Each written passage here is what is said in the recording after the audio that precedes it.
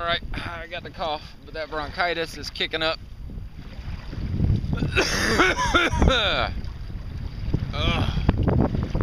Alright, so the trip odometer has 55.5 miles.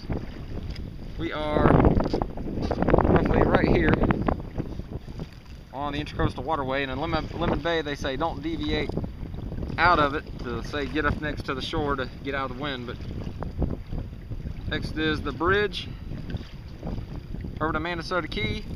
Then we keep on going down the bay, and there's Stump Pass. Stump Pass is always nasty on the outside. Lots of shoals out here, plus they're dredging it, so anybody coming in there has been warned. So we had some people scout it, but it's been nasty. So right here, still got to go all the way down here.